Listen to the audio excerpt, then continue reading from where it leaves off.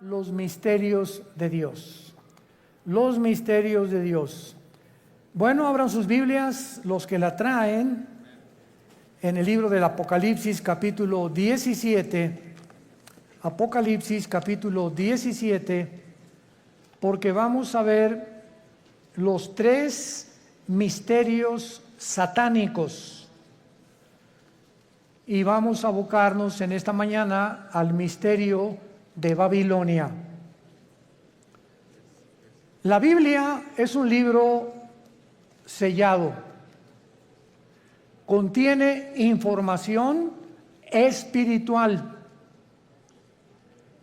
Y esta información espiritual no le es dada a las personas que son muy inteligentes, muy intelectuales, 5 doctorados en ciencias políticas, doctor en filosofía y letras, bla, bla, bla, bla, que aun cuando tienen este conocimiento terrenal, ya sea politólogos o personas que discuten o que debaten o que son completamente diestros para poder debatir todos los temas del mundo, la información espiritual de la Biblia le es dada a las personas que tienen al Espíritu de Dios, a las personas que se enfrentaron algún tiempo en su vida con Jesús, se dieron cuenta que necesitaban el perdón de sus pecados, porque Él fue muerto, enterrado y resucitado a los 3 días, y al entrar Jesús a tu vida, en quien están encerrados todos los secretos de la sabiduría y del conocimiento, comienza tu vida a ser llenada de un conocimiento que no proviene del mundo. En 1 de Juan capítulo 4, 3 y 4 dice el apóstol: ellos son del mundo y hablan las cosas del mundo. El que es de Dios nos oye. En esto diferenciamos el espíritu de verdad y el espíritu de error.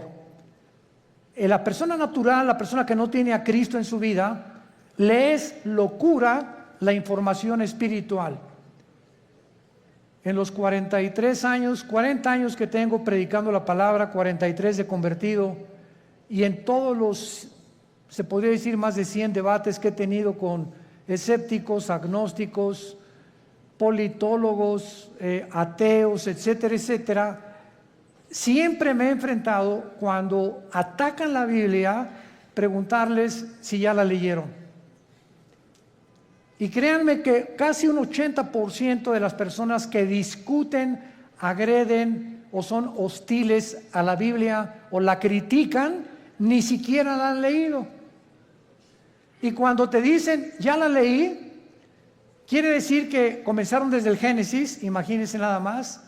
La Biblia no se comienza a leer desde el principio, sino desde el Nuevo Testamento.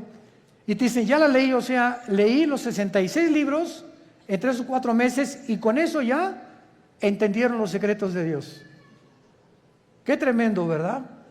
Entonces es importante que esto lo tengamos nosotros como base, porque estos secretos que pertenecen al mundo espiritual, a Dios le ha agradado revelárnoslos a nosotros. Cuando Jesús comenzó a hablar en parábolas, Mateo 13, Marcos capítulo 4, etcétera, etcétera, les dijo a ustedes, a los discípulos, a los que me siguen, les es dado a entender las cosas que estoy contando en las parábolas. Que el sembrador salió a sembrar, que el trigo, la cizaña, las aves del cielo, la tierra, etcétera, etcétera, que la gente ni siquiera entiende, tenían un trasfondo espiritual dado a los que siguen a Jesús. Entonces, si tú eres una persona, o los que nos escuchan, que quieres respuestas, por ejemplo, ¿por qué Dios permitió el mal en el universo?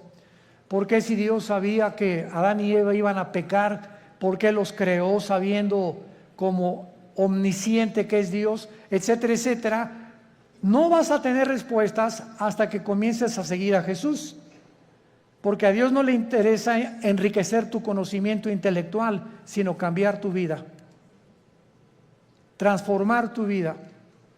Entonces les digo a los discípulos, ustedes que ya me siguen, A ustedes les voy a dar a revelar y a que entiendan, les voy a abrir el entendimiento para que comprendan las cosas que la gente común y corriente, por muy inteligente que sea, no las puede entender.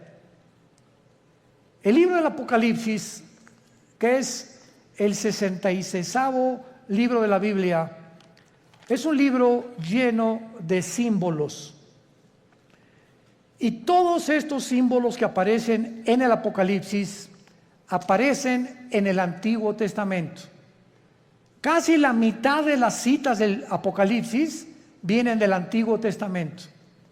Entonces, si yo quiero entender en el Apocalipsis qué significa Babilonia, o los 10 cuernos, o las 7 cabezas, o quién es la bestia, necesito tener un conocimiento anticipado del libro de Daniel, del libro del Génesis y del libro de Ezequiel, principalmente para yo poder interpretar o enseñar el Apocalipsis. Entonces, vamos a abordar en esta mañana, en esta serie que me ha parecido de veras maravillosa, y yo mismo estoy asombrado cada vez que descubro más y más misterios en la Biblia, el misterio de Babilonia. En la Biblia hay 2 palabras, 2 ciudades que se mencionan más que cualquier otra nación de toda la historia. Y la primera es Jerusalén. Es la que más se menciona desde el Génesis hasta el Apocalipsis. Y la segunda es Babilonia. Cuando la Biblia termina en el Apocalipsis mencionando a Babilonia, a una ramera que vamos a ver ahorita, por eso se le llama un misterio, porque es la madre de las rameras y de las abominaciones de la tierra. Tenemos que entender que en el Antiguo Testamento fue en la tierra de Babilonia donde comenzó la brujería, la astrología, el ocultismo, las ciencias ocultas y todo aquello que pertenece a la dimensión satánica tuvo su origen en Babilonia. Ahora bien, la palabra Babilonia y Babel son intercambiables, pero encontramos nosotros en Génesis capítulo 10 que la primera ciudad que Nimrod se le menciona en Génesis 10 del 8 al 10 como un cazador delante de Jehová. Pero esa palabra delante de Jehová significa en contra de Dios en el original hebreo. Y él fue el primer hombre que levantó Babilonia, que después acabaron levantando una torre, Génesis 11, la torre de Babel, donde Dios tuvo que confundir las lenguas, porque si ellos continuaban con ese sueño, con ese anhelo de llegar al cielo y de tener comunicación con los astros, etcétera, etcétera, ellos iban a acabar completamente destruidos por Dios. Entonces, la gran variedad de lenguajes que hay en el mundo es una manifestación de la misericordia de Dios, porque de otra manera nos acabaríamos todos, pero en 3 días. Entonces, gracias a que unos hablan francés, otros español, otros italiano, etcétera, etcétera, el mundo ha durado casi 6,000 años. Muy bien, ahora Babilonia, aparte en el Antiguo Testamento, aparece con otros nombres geográficamente. Uno de ellos es la tierra de los caldeos. La tierra de los caldeos. Y esta palabra, la tierra de los caldeos, esta frase significa la gente que vivía en Caldea, y Caldea era Babilonia. Entonces, cuando tú oyes la tierra de los caldeos, es la zona geográfica donde la humanidad se comenzó a levantar en contra de Dios. Y actualmente, geográficamente, se encuentra en la nación de Irak. Ahí lo que es ahorita Irak y Siria. Porque en el Antiguo Testamento Irak y Siria era la tierra de la Mesopotamia y no había una división. Estas 2 naciones no están divididas todavía, Y toda esa área geográfica es precisamente donde comenzó la humanidad, de acuerdo a la Biblia. Porque por ahí corre el río Tigris, que nace en Irak, en Turquía, son como 3,000 kilómetros y desemboca en el Golfo Pérsico, donde ahorita hay una gran tensión, por cierto, entre Irán, Inglaterra y Estados Unidos, porque Irán continúa apoderándose de los barcos petroleros ingleses, porque está provocando Irán. No sé si leen los periódicos, anoche otro escándalo, que no han soltado el barco que capturaron los iraníes en el Golfo Pérsico, el estrecho de Hormuz, que es exactamente junto a Irán, porque ellos quieren una guerra contra Estados Unidos por el grupo Hezbollah terrorista, para que si Estados Unidos actúa a través de la naval y a través de la guerra y se viene un enfrentamiento, entonces entraría a la guerra Israel y bíblicamente los judíos destruirían Elam. Apúntalo, de Enrique, L-A-M. Elam es una franja que está dentro de Irán, junto al Golfo Pérsico, pero es la parte más pegada al Golfo Pérsico, al estrecho de Hormuz. Y ahí en Elam, que pertenece a Irán, es donde se encuentran los reactores nucleares más poderosos de Irán. Ahí están las centrifugadoras del uranio 235, que es el elemento químico para producir la bomba atómica o las bombas nucleares. Entonces, de acuerdo a la Biblia, en el libro de Jeremías y en el libro de Ezequiel, se profetizó hace 2500 años que Elam iba a ser destruido, no Irán, porque Irán va a sobrevivir a la guerra de Ezequiel 38 cuando se una con Rusia y Turquía para destruir Israel, cosa que no lo van a lograr. Entonces, Babilonia significa confusión. Confusión. Otras traducciones la han puesto porque en la Torre de Babel querían ellos tener una puerta para con Dios. Querían que era una puerta al cielo que los iba a comunicar con los dioses. Pero la palabra Babel es básicamente la palabra confusión. Entonces vemos que nosotros, que desde el principio de la humanidad hasta el final de la humanidad, los seres humanos vivirán confundidos sin Dios. Esto es lo interesante de por qué aparece otra vez la palabra confusión al terminar el Apocalipsis, relacionado con las religiones. Porque aquí vamos a encontrar a una mujer, y las mujeres en la Biblia siempre han representado dos cosas espiritualmente nada más. Encontramos, ¿verdad?, a las mujeres que representan la iglesia, porque la iglesia se le compara con una mujer, y la otra Jezabel, o la gran ramera, que representa las religiones o la falsificación del camino a Dios, que es lo que querían hacer con la Torre de Babel. Y antes de entrar al capítulo 17 de Apocalipsis, quiero que vean otra cosa en el capítulo 9 de Apocalipsis. Rápidamente regresen al capítulo 9 y vean ustedes algo tremendo. Vemos nosotros en la sexta trompeta, Apocalipsis 9, versículo 13 en adelante, de qué manera se describe en la sexta trompeta uno de los ríos que atraviesan Babilonia.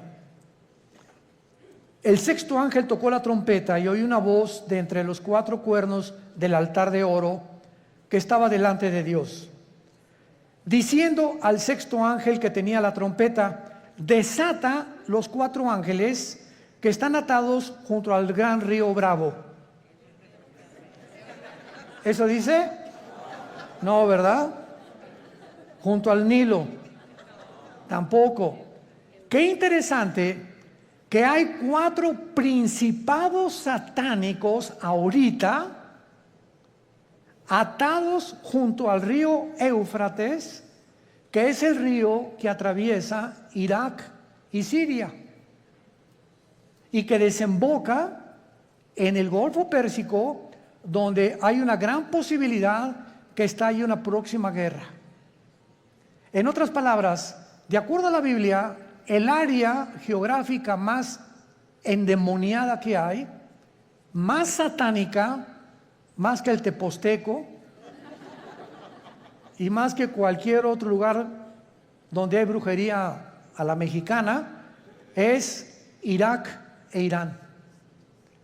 Ahí están 4 principados atados, y dice la Biblia, y fueron desatados, versículo 15, los 4 ángeles que estaban preparados para la hora, el día, el mes y el año, a fin de matar a la tercera parte de los ángeles.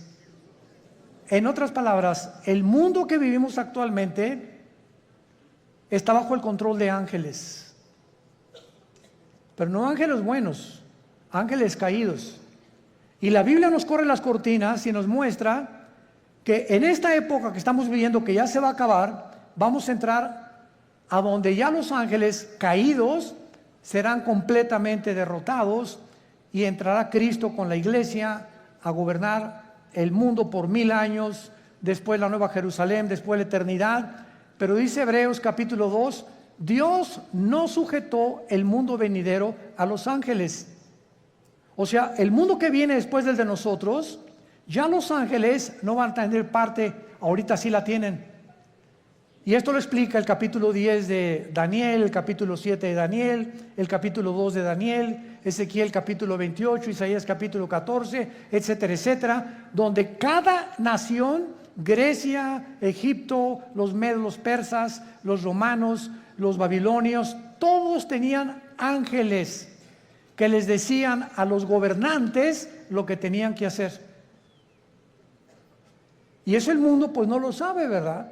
Por eso se nos manda a orar por nuestro gobierno, porque hay ángeles que están influenciando tremendamente los asuntos del mundo terrenal donde tú y yo vivimos. Muy bien, vayamos pues a Apocalipsis 17 y veamos este conflicto y este misterio que vamos a resolver, que es el primero de Babilonia. Vino entonces uno de los 7 ángeles que tenían las 7 copas y habló conmigo diciéndome: ven acá, te mostraré la sentencia contra la gran ramera, la que está sentada sobre muchas aguas. Brínquense al versículo 18. ¿Quién es la ramera? Y la mujer que has visto es una ciudad. ¿Ven cómo la Biblia se interpreta a sí misma? No es de interpretación privada la Biblia. La misma Biblia se interpreta a sí misma. Y la mujer que has visto es la gran ciudad que reina sobre los dioses de la tierra. O sea, antes de seguir abordando, la Biblia profetiza en este capítulo que vendrá una ciudad que se va a levantar en el mundo religiosa. Y que esta ciudad religiosa está mezclada con la política. Y que al mismo tiempo esta ciudad va a gobernar la política durante 3 años y medio, y la política que va a reiniciarse con el anticristo va a matar a la mujer, o sea, va a incendiar esta ciudad, y entonces los últimos 3 años y medio de la gran tribulación vendrá la persecución del anticristo. Entonces, los primeros 3 años de la tribulación, la persecución es religiosa. Y los últimos 3 años es política. Y esto es interesantísimo, porque la unión de la religión con la política ha sido durante toda la historia. Un ejemplo, para que no se empachen. ¿Cuáles son los 2 poderes que mataron a Cristo? Los 2 espíritus que mataron a Cristo. El espíritu religioso, no fue el espíritu comunista, ni socialista, ni el espíritu ateo, fue el espíritu religioso y el espíritu político. Cuando salió Pilato ante el pueblo, le gritaron los líderes religiosos: crucifícale. El poder religioso, representado por los fariseos, influyó en el poder político de Pilato. Él representaba como procurador, y Pilato se lavó las manos y dijo: es que yo no encuentro ningún mal en este hombre.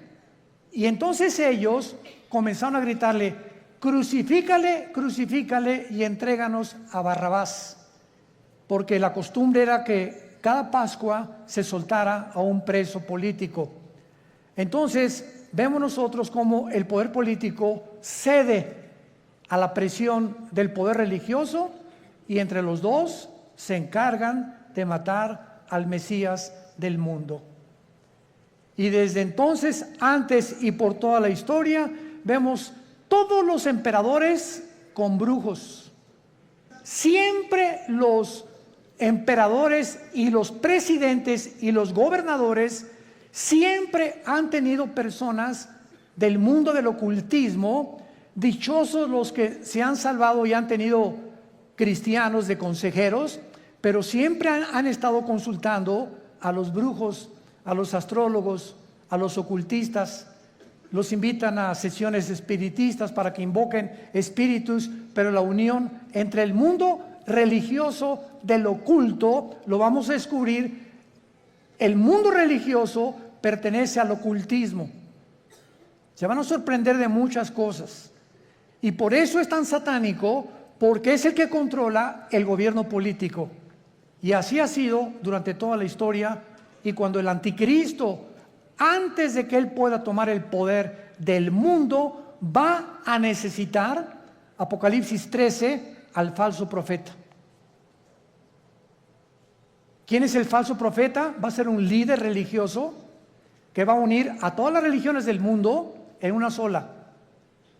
Y cuando ya el anticristo vea que ellos le pavimentaron el camino para que su gobierno político pudiera emerger, entonces el anticristo quema a esta ciudad donde se van a concentrar las religiones del mundo, y él se proclama, segunda de Tesalonicenses 2, 3 y 4, el único Dios, donde el mundo lo adora como adoraron a los césares romanos como dioses.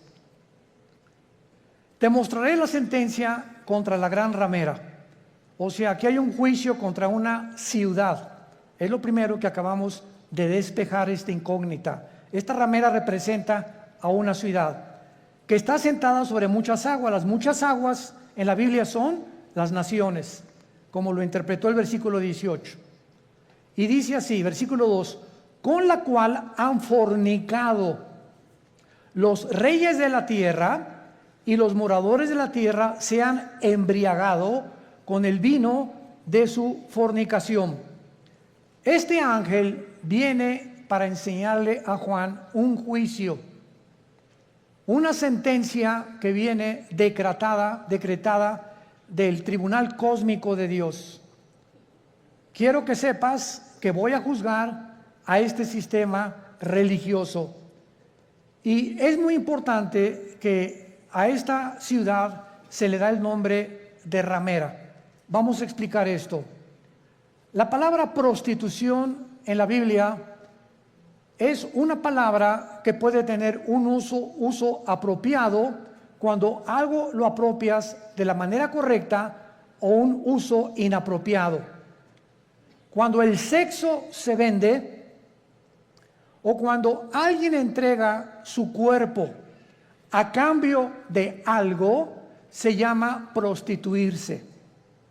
Entonces, cualquier persona que tenga relaciones sexuales porque va a recibir ya sea dinero o una mejor posición, o porque el jefe de tu trabajo te invitó a Acapulco porque te va a ser su secretaria particular con el doble de sueldo, tú te estás prostituyendo. Pero no solamente en ese aspecto se puede usar la palabra prostituirse, también se puede usar en el ministerio cristiano. Cuando, por ejemplo, un pastor sabe que un miembro de su iglesia vive en adulterio, y viene la esposa y nos dice: mi esposo vive en adulterio, pero resulta que don Pancho, el que vive en adulterio, el gordito rabo verde sinvergüenza, fue el que puso el techo de la iglesia y es el que más diezmos está dando. Entonces, si un pastor, por saber que don Pancho es el que más económicamente está ayudando a la iglesia, y ese pastor no disciplina a don Pancho, ese pastor es un prostituto. Ha prostituido su ministerio, se vendió. ¿Me van siguiendo? Siempre que tú cedes a tus convicciones por dinero o por un interés, te estás vendiendo. En la Biblia es la palabra fornicar. Por eso más adelante dice que esta ciudad ha fornicado, ha tenido relaciones ilícitas con los gobiernos.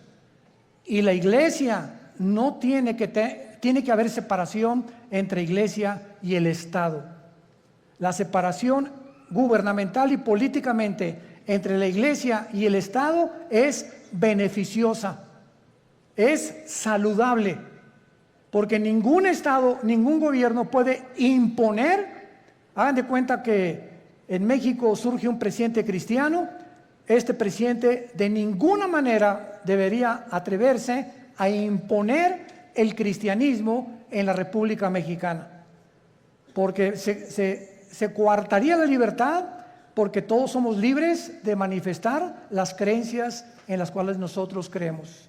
Pero cuando ya se impone una religión a través de la muerte o de la Inquisición o de la tortura con el beneficio de la iglesia, es cuando vemos que ese sistema se ha prostituido. Se ha prostituido, porque a la iglesia no le corresponde juzgar a los malos, eso le pertenece al Estado. El Estado usa el Estado de Derecho para castigar a los malos, silla eléctrica o pena capital o pena perpetua, lo que sea. La iglesia tiene la función de predicar el Evangelio para que el corazón del ser humano sea transformado. La justicia la aplica el Estado, no la iglesia. Para que me vayan siguiendo con mucho cuidado. Esto es muy importante, porque el otro día escuché una conferencia de un grande teólogo que me sorprendió con lo que dijo, y me dice: de todos los países a los que yo he visitado en Latinoamérica, el más inculto y el que más ignorante es de todo lo que está pasando, México lindo y querido. Sentí algo bien feo aquí adentro de mí. Se considera el país más ignorante y más inculto de todo lo que está pasando políticamente, religiosamente, etc. Como que si al mexicano no le importa más que el Calimán y las telenovelas y el América, desde luego. Además vive el América. Bueno, pero esto es tremendo, ¿verdad? Y otra cosa que también me sorprendió es que un análisis que hizo las Naciones Unidas fue que en Europa el promedio de la gente normal, desde los 10 años de edad hasta los 25 o 30 años de edad, cualquier europeo de cualquier nación de Europa ha leído antes de los 25 años por lo menos 6, 7 libros al año. Y en México, 1 al año. Y con trabajo no lo acabaron. ¿Se imaginan? Estamos con el esto, con el Calimán, la televisión, ausentes completamente de cultivar nuestro espíritu, nuestra mente intelectual. Me gradúo de abogado y jamás me vuelvo a meter a la jurisprudencia ni a los libros. Me gradúo de médico, no me actualizo con todos la tecnología impresionante en la medicina que hay actualmente. Por ejemplo, no sé cuántos de ustedes han notado que ya no uso lentes. Asústame. No es para que se asusten, ¿verdad? Pero es increíble. Tengo como 40 años usando lentes. Yo tenía hipermetropía, estigmatismo y no podía leer. Ahorita tengo una visión de 20/20, impresionante. ¿Saben lo que me hicieron? Resulta que ahí en Dallas, Texas, está uno de los médicos oftalmólogos que trajo el rayo láser. Pero a mí no me hicieron nada más el rayo láser, sino que me hicieron 2 implantes de la oftalmología, 2 implantes intraoculares. O sea, me metieron 2 ojos o 2 lentes, no sé. Y cuando yo le pregunté al oftalmólogo después, duró 16 minutos la cirugía. Primero uno y como al mes me hicieron el otro. Y le dije, bueno, ¿cómo está esta explicación? Y me dice, mira, hay 5 tipos de lentes. El que te metimos a ti se llama ultralight. ¿Qué significa esto? Con un rayo láser te perforamos una incisión milimétrica y por un tubo te metimos un lente envuelto como un taco. Y entró el lente y dentro de tu ojo se abrió como una tortilla. Y entonces se tiene que ir pegando a la parte de atrás, al tejido. Y en ese momento, bueno, me dieron entrenamiento, ¿verdad? Todos los días me dieron que tenía que hacer una pluma así, acercármela a todo, nomás como 50 o 100 veces hasta que ya pudiera ver de cerquito. Ahorita ya no necesito nada, ya puedo ver de lejos, ya la luz casi no me molesta. Pero es impresionante la tecnología de la oftalmología y de todas las demás ramas de la ciencia del siglo XXI. A mi hijo Caleb le hicieron en 7 minutos el láser, nada más que a él no le hicieron cirugía. A él con el puro láser le quitaron los problemas que tenía de la vista con una garantía de 35 años. Ahí me dieron hasta que venga el Señor por nosotros. Y sí, ya para qué quiero más, ¿verdad? Bueno, pero este es el mundo que estamos viviendo, ¿no? Entonces, están pasando muchas cosas en el mundo y tenemos que estar actualizados, tenemos que estar leyendo revistas, actualizándonos, ¿verdad? Las noticias para saber y enterarnos cómo está la cosa. Y tenemos que tener hambre, pero más que nada, hambre de la Biblia. Muy bien. Entonces, la prostitución en este pasaje, la ramera, representa, si lo quieres apuntar, la prostitución de la religión. Cuando la religión se vende, cuando la religión ofrece, dame dinero y tu hijo va a ser sanado, dame dinero y la maldición se irá de tu casa, o manda dinero y vas a recibir a cambio algo. Esta religión está negociando la salud y se está prostituyendo. Porque la Biblia dice que Dios ama al dador alegre, no por necesidad, ni por coerción, ni por amenaza, ni porque si no mandas, la maldición de Tutankamén caerá sobre tu casa. Ahí es cuando vemos la prostitución de la religión. Hace poco acaban de capturar a un hombre, ¿verdad?, en Estados Unidos, líder de una secta que se llamó La Luz del Mundo en México, que no se imaginan ustedes, ¿verdad? No son millonarios, son multimillonarios. Y lo más asombroso es que el 70% de las gentes que van a estos millones de personas que pertenecen y el dinero que tienen son gente humilde, son gente de pobres, o sea, de la clase indígena y de casi, como decía Cantinflas, desleídos y deslustrados. No son muchos profesionistas ni mucho menos. Y estas personas, ¿verdad?, tenían comandos armados. Cuando ese hombre viajaba con guardaespaldas, con ametralladoras, etcétera, etcétera. Y llegó a convencer a la gente de que él era Dios. Y cuando él entraba a la iglesia había un trono literal, donde él se sentaba con muchachas junto y muchachas por acá a los lados, y entraba y lo comenzaban a adorar como Dios. En otras palabras, él estaba vendiendo, prostituyendo la religión. Y así hay cantidad de sectas, e inclusive se puede dar en iglesias cristianas. Cuando los líderes, vuelvo a repetir, por causa del dinero o por conveniencia del dinero, se venden y sus convicciones las crucifican para poder obtener lo que ellos están ofreciendo mediante milagros. Este es el problema de las religiones que se prostituyen. Muy bien. Y esto es lo que sucede en Apocalipsis 17, como lo vamos a ir viendo, una ciudad prostituta que ha fornicado, dice el versículo 2, con los moradores de la tierra. Y más o menos ustedes ya pueden irse dando cuenta de quién estamos hablando. La única, para que ustedes estén enterados, sin afán de ofender a nadie, la única religión que existe en el mundo, la única que tiene un lugar en las Naciones Unidas, es Roma. La única religión que durante 18 siglos en Europa no permitía que los reyes se casaran más que con los que ellos autorizaban.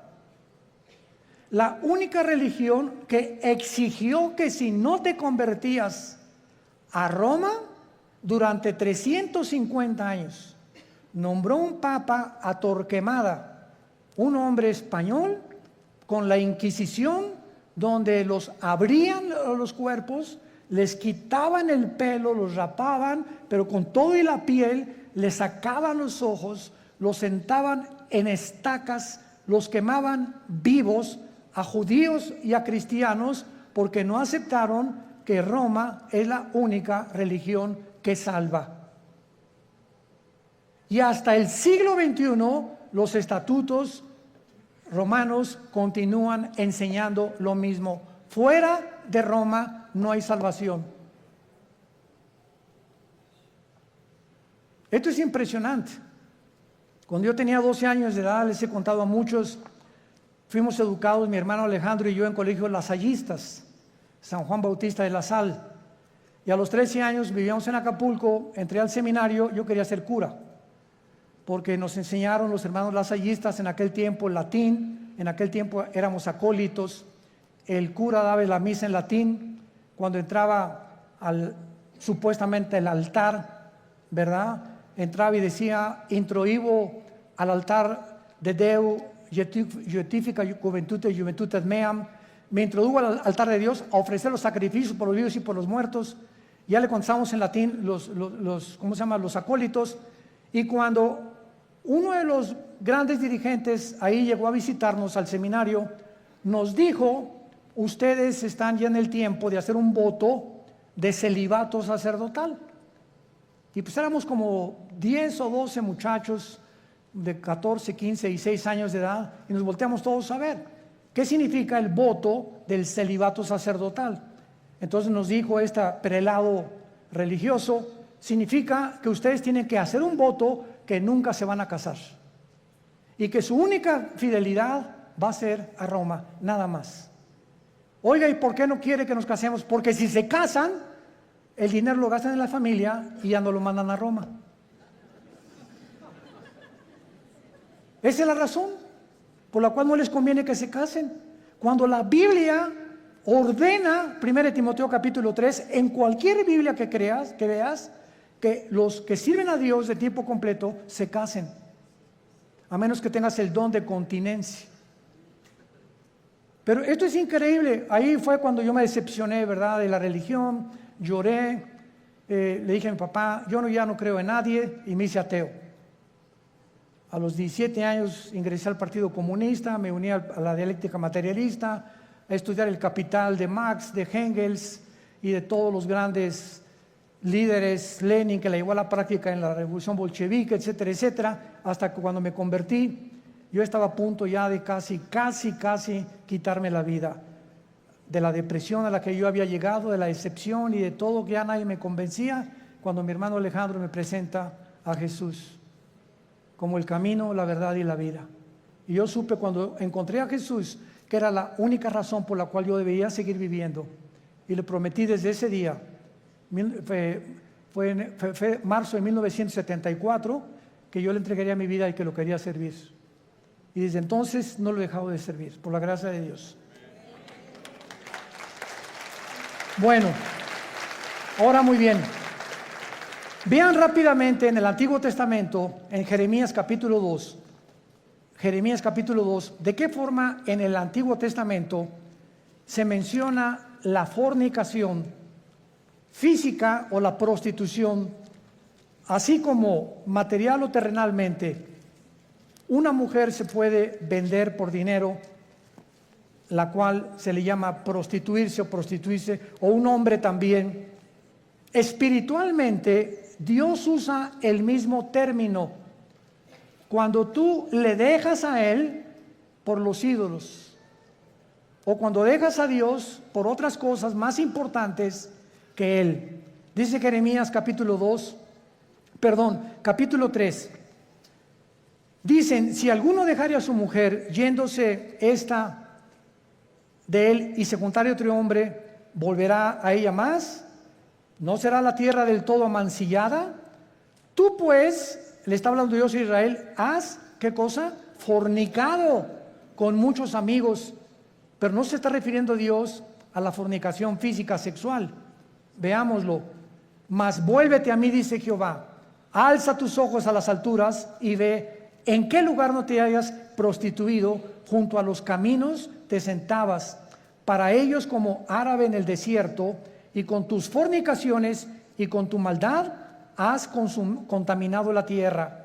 Por esta causa las aguas han sido detenidas y faltó la lluvia tardía, y has tenido frente de ramera y no quisiste tener vergüenza.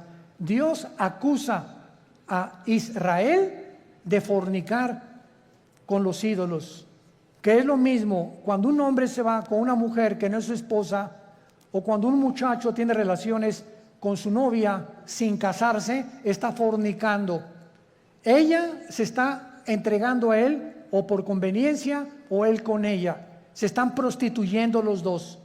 Y cuando tú espiritualmente dejas a Dios y abrazas cualquier otra área de la vida por olvidarte la palabra de Dios, has prostituido tu llamado. Estás fornicando. En otras palabras, en la Biblia, la idolatría se le compara con la fornicación sexual. Ahora veamos y confirmémoslo en Santiago capítulo 4, en el Nuevo Testamento, y dice así el apóstol Santiago. Santiago capítulo 4, versículo 4. Santiago 4, versículo 4. Oh almas, ¿cómo se les llama? Adúlteras, pero no porque se hayan ido con otra mujer. ¿No sabéis que la amistad del mundo es enemistad contra Dios? Cualquiera que se quiera ser amigo del mundo se constituye enemigo de Dios. ¿O pensáis que la Escritura dice en vano, el Espíritu que Él ha hecho morar en nosotros nos anhela celosamente? Vemos ya que también en el Nuevo Testamento la fornicación puede ser espiritual o puede ser de carácter sexual. Vayamos otra vez a Apocalipsis, nuestro pasaje, y ya vamos despejando muchas incógnitas que estaban ocultas ante nuestros ojos, por lo cual Dios le llama a esta ciudad, versículo 2, has fornicado con los reyes de la tierra. Roma tuvo relaciones ilícitas con los políticos. Cuando Constantino en el año 325 después de Cristo, apúntalo, fue el último emperador romano, fueron los emperadores los que le hablaron a una persona para darle el título de pontífice. Fue el primer título que se le dio a un dirigente en Roma. La palabra pontífice significa constructor de puentes en el latín. Constructor de puentes, o sea, vamos a nombrar a una persona, síganme con cuidado, que tenga relación con Dios y que nosotros a través de esa persona podamos comunicarnos con Dios. Cuando 350 años antes, la Biblia dice, porque no hay más que un solo mediador, Hechos 4:12, entre Dios y los hombres, Jesucristo. Entonces, Roma toma el lugar de Jesús y dicen que ellos a través actualmente de cualquier cura o cualquier padre te tienes que ir a confesar. Él te da una penitencia de, no sé, 30, 40 veces Marías o lo que tú quieras decir, y en ese momento tus pecados son perdonados. ¿Qué dice la Biblia? Que no tenemos ya a nadie desde Cristo en nuestros días a quien contarle nuestros pecados más que a Jesucristo, hombre. Primera de Juan 1, 8 y 9. Si confesamos nuestros pecados, Él es fiel y justo para perdonarnos y limpiarnos de toda maldad. ¿Se dan cuenta cómo cuando comenzamos a estudiar se nos comienzan a caer las vendas? Pero cuando el mexicano o el latinoamericano no quiere estudiar y no quiere leer, te puedes quedar 20, 30 años y te encierras en una cárcel de religión. No, yo estoy bien, y ahí tienes enfrente la luz y te niegas a verla. Porque puede más tu orgullo religioso que la verdad. Juan capítulo 3, y esta es la condenación, que la luz vino al mundo y los hombres amaron más las tinieblas que la luz, porque sus obras eran malas. Muchos no quieren venir a la luz, no porque no puedan, sino porque no les conviene. Prefieren permanecer en esa cárcel que salir de esa cárcel y servir al Dios vivo y verdadero. Veamos ahora en segundo lugar que dice el versículo 2, que esta relación ilícita que le llama fornicar con los reyes de la tierra, o sea, una relación política religiosa que no debe existir. Los moradores de la tierra se han embriagado con el vino de su fornicación. La palabra embriagarse, ustedes saben, es emborracharse, pero no con tequila herradura, ni con mezcal, sino aquí también se usa en el sentido que la religión embriaga a las personas, las emborracha, les nubla el entendimiento y los convierte en ovejitas con un pastor ciego. Entonces, cuando tú estás en algún movimiento religioso y abundan en el mundo entero y no entiendes, ni lees, ni conoces, sigues como borrego, simplemente porque pues ahí va tu familia, o porque ahí van tus amigos, o porque te cautivó esa persona que se dicen dioses, etcétera, etcétera, estás como borracha. Caes en una trampa tremenda. ¿Se acuerdan de Jim Jones? 1978, que se llevó a 1,000 personas a la Guyana junto a Venezuela. ¿Se acuerdan de David Koresh, que en Waco, Texas, dijo que él era el ángel del Apocalipsis? ¿Se acuerdan de Juan Carlos Miranda, recientemente, que dijo que él era primero el anticristo, pues que era Jesucristo? Y así este señor de la luz del mundo, que dijo que él era también el único que debían de adorarlo, y cuando llevaba en su haber 7 o 4 niñas violadas. ¿Qué le pasa al mundo? Te puedes preguntar, ¿no? O sea, qué fácil somos engañados, qué fácil es caer en una secta por no estudiar. Mi pueblo pereció porque no tuvo conocimiento. ¿Ven la importancia de prepararnos? Ahora veamos aquí en el versículo 3 que el Espíritu Santo traslada o transporta a Juan a un desierto. Y ahí en el desierto tiene una visión tremenda el apóstol Juan. ¿A quién ve a Juan? ¿A quién ve? A una mujer sentada sobre una bestia escarlata. El color escarlata es el color de los dragones.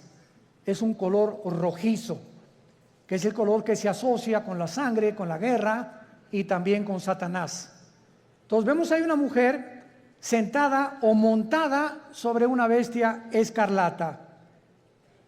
Y esta bestia tenía llena de nombres de blasfemia, que tenía 7 cabezas y 10 cuernos.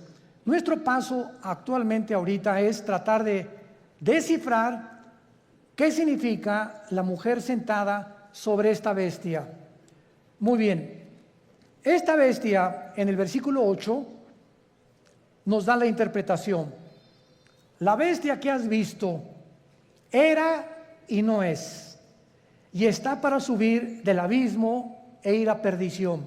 Número 1, esta bestia es el nombre que el Espíritu Santo le da a una imagen o a un principado satánico que ya había existido antes en el mundo. ¿Se acuerdan de los 4 ángeles atados junto al río Éufrates? ¿Quiénes creen ustedes que sean esos 4 ángeles? Porque si estaban atados no es porque vivían en Disneylandia. ¿verdad?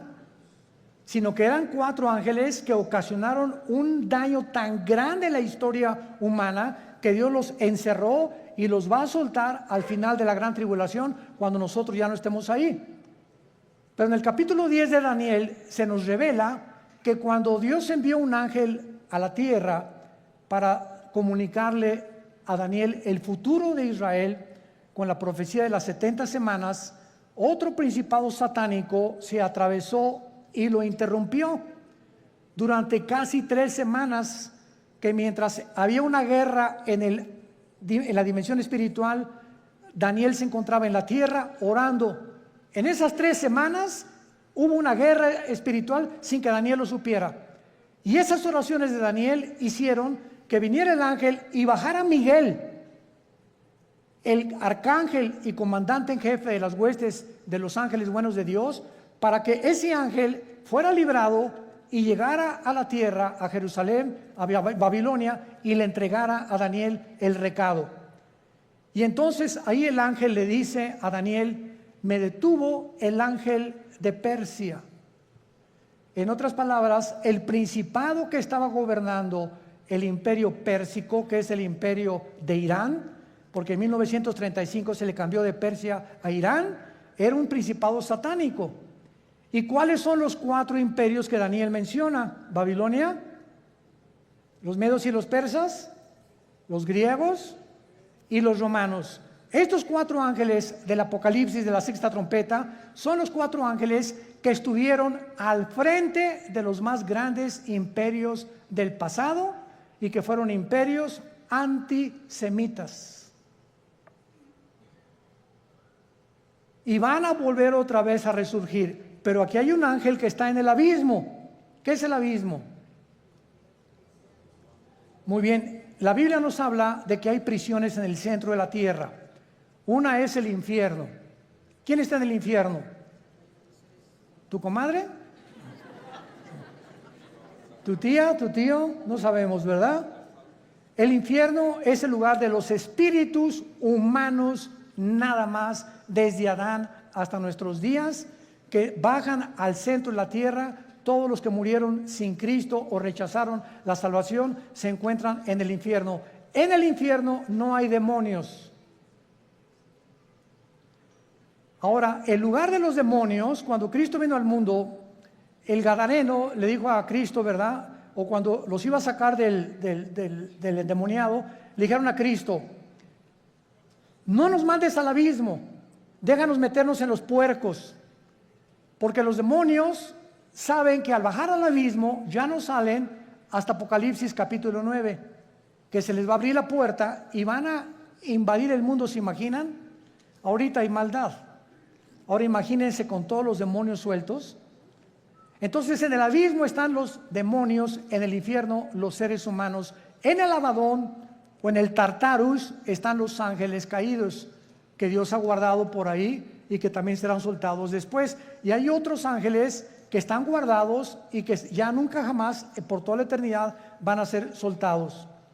Entonces la Biblia nos muestra claramente que esta bestia que estaba viendo Juan, no hay otro nombre más que bestia para darle, porque la palabra bestia en el griego significa algo cruel, rapaz, sanguinario, que no se le puede comparar a un tigre, ni a una hiena, ni a un león, ni a una águila.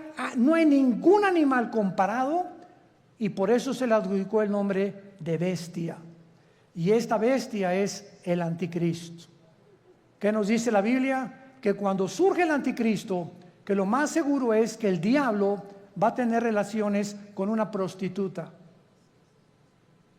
Y de esta relación van a ser el anticristo. ¿Cuándo entra el espíritu al cuerpo humano? Cuando mi papá se juntó con mi mamá, el cromosoma Y de mi papá se juntó con el óvulo de mi mamá, doble X, se formó una célula de 46 cromosomas que le llaman el cigoto o el cigote, ¿verdad? Y después ahí es el feto y ahí se va formando ¿cómo se llama? La criatura. La pregunta es la siguiente: ¿cuándo entra el alma humana o el espíritu al cuerpo humano? Esta pregunta ha hecho que los mismos científicos estén debatiendo actualmente cuándo se aborta y cuándo no se aborta. No hay ningún médico, ningún doctor, ningún genetista, ningún ginecólogo, nadie que te pueda decir cuándo comienza la vida. Y por eso se ha dado especulaciones. No, puedes abortar a las 3 semanas, a los 2 meses, al mes. Y las leyes en diferentes naciones cambian de acuerdo a la perspectiva y la opinión de tales o cuales médicos. Pero en el Salmo 139, escrito hace 3000 años, escribió Dios: mi embrión vieron tus ojos. Es en el momento de la fertilización, señores médicos que nos acompañan. Es en el momento de la fertilización cuando el cromosoma de mi papá fertilizó el óvulo de mi mamá. En ese momento Dios nos considera seres humanos completos, con toda la información genética, aunque no se haya desarrollado el corazón ni el hígado ni mucho menos, pero en ese momento ya estamos potencialmente completos como seres humanos. Así que a los 2 o a los 3 días ya se le llama aborto. Porque es Dios el que determina cuándo comienza la vida. Bueno, vamos a dejar hasta acá nuestro estudio. Tenemos, ni modo, me tengo que volar yo, así que bye bye. Ahí alcánceme al aeropuerto, ¿verdad? Y seguimos hablando. Pero vamos a continuar con estos estudios maravillosos. Y te damos gracias, Señor, por tu palabra en esta mañana.